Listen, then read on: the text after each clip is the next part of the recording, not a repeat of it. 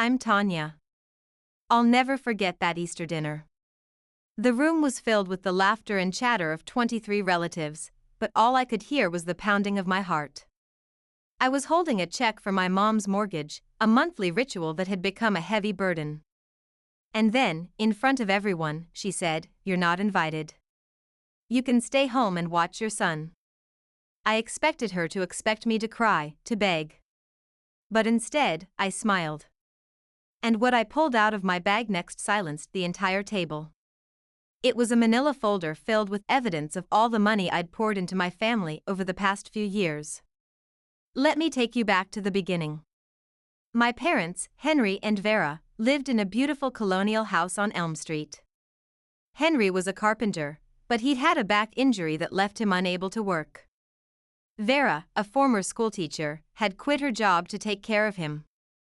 They were in financial trouble, and I, being the responsible one, stepped in to help. I was 28 years old, a single mom, working as a bookkeeper at a local accounting firm. I had a small apartment and a 4-year-old son named Max. Every month, I transferred $2,000 from my checking account to cover their mortgage. I also took care of their property taxes, car insurance, and even scheduled Henry's physical therapy appointments. My older sister, Lily, on the other hand, lived a life of luxury.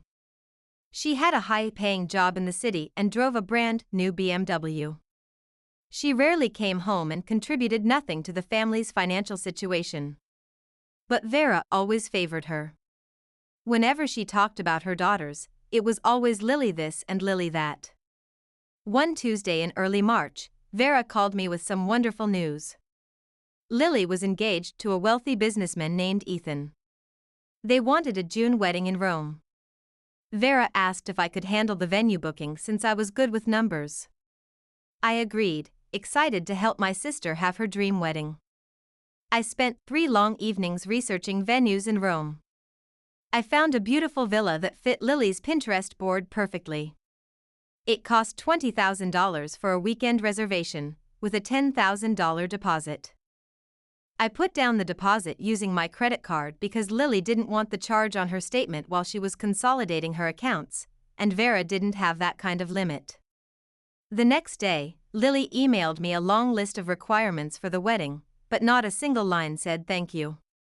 When I checked the preliminary guest list, my name wasn't on it. I thought it was a mistake, but deep down, I should have seen the signs. I remembered my college graduation.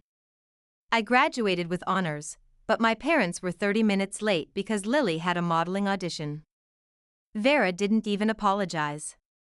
She was too busy talking to Lily on the phone. And when Max was born, Vera showed up at the hospital 2 days later, saying she was helping Lily move into a new apartment. After that, I started to notice how I was always the one taking care of everything, while Lily was always the center of attention. I kept all the bank statements and receipts, not as evidence, but just out of habit. I guess I hoped that one day, someone would appreciate what I was doing. A few weeks later, I called Lily to double-check the guest list. She hesitated and then said that Vera had talked to me about it.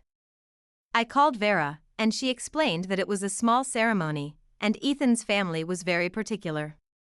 A single mother with a 4-year-old wasn't the image they wanted to present. And besides, someone needed to watch Max. I was devastated.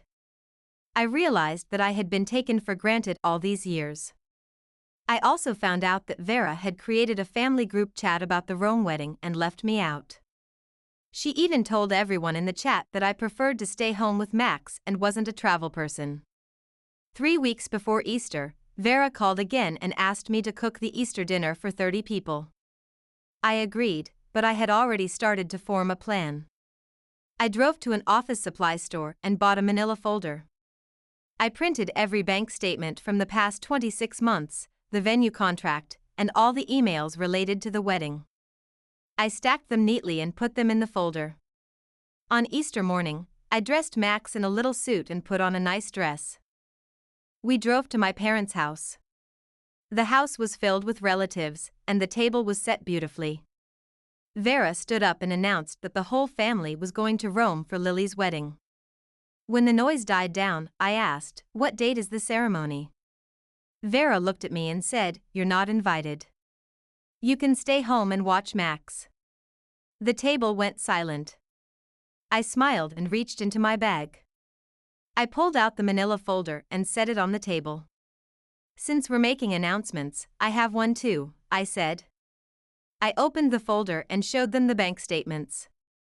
"For the past 26 months, I've paid $52,000 in mortgage payments for this house," I said.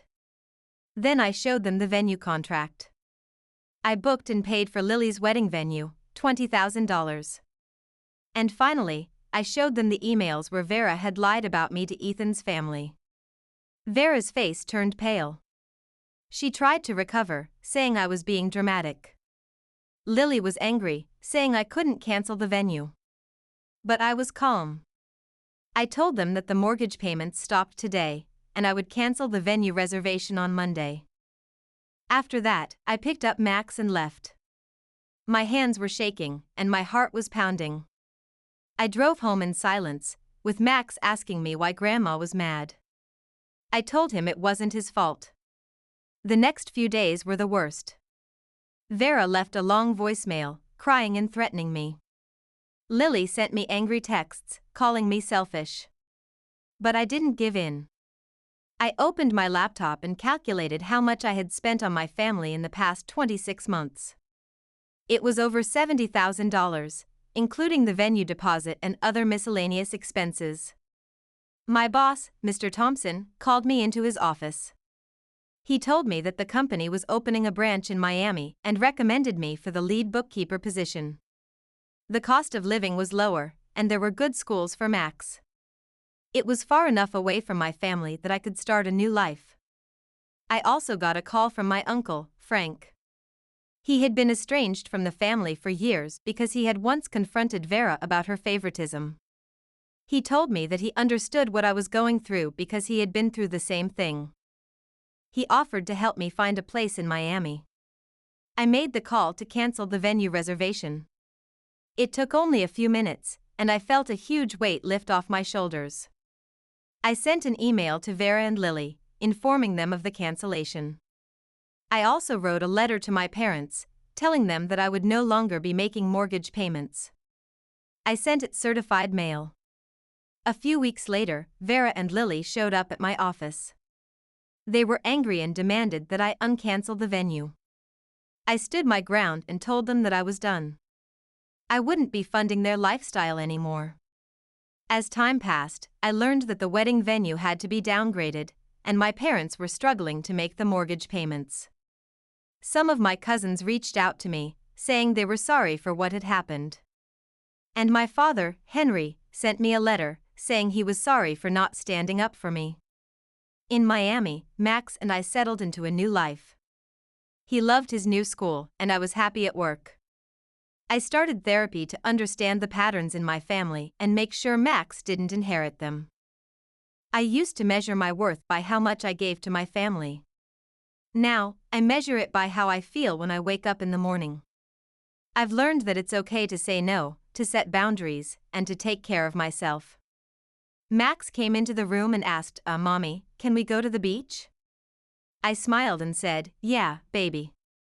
Let's go." This is my story, and I hope it can inspire someone out there who is going through a similar situation.